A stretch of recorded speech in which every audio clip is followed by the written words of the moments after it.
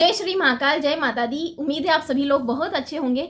और देखो, कुछ समय पहले जब सरिता जी की कंट्रोवर्सी हुई थी, तब एक बात हर जगह फैल रही थी कि आखिर कमरे में क्या हुआ था, उस कमरे में क्या हुआ था। और आज ये चीजें सामने आ चुकी है कि उस कमरे में क्या हुआ था।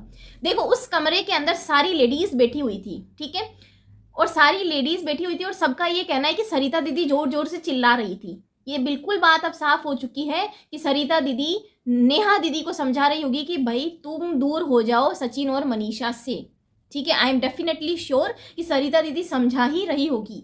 और अगर अब उनको 1.5 साल बाद अगर उनको ये नौबत भी आन पड़ी कि उनके चिल्लाकर डांटना पड़ रहा है, चिल्लाकर समझाना पड़ रहा है, तो सरिता दीदी अपनी जगह बिल्कुल सही थी, ठीक है। तो ये साबित हो चुका है कि कमरे में नेहा दीदी को समझाया जा रहा था। और फिर सचिन भैया आए थे दवाइयाँ लेकर, तो वो दवाइयाँ भी किसके लिए लेकर आए थे? नेहा दीदी के लिए लेकर आए थे। तो वहां तो सरिता दीदी का कहना बिल्कुल ठीक था कि ले तू दवाइयाँ मुझे दे, मैं दे दूंगी, बाहर जाओ तुम यहाँ से।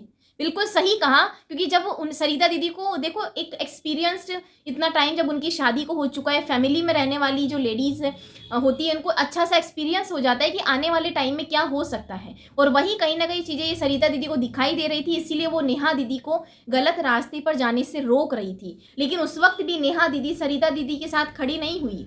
और ये बात है जनवरी महीने की, ठीक है, पिछले साल जनवरी की। तो इस बात को इतना ज़्यादा समय हो चुका है, एटलीस्ट उस वक्त भी अगर नेहा दीदी संभल जाती तो आज ये नौबत वाकई नहीं आती, बिल्कुल भी नहीं आती। तो आई एम श्योर आपको पता चल गया होगा कि उस दिन उस कमरे में क्या हुआ था। मिलती हूँ मैं आप सबसे नए वीडियो में।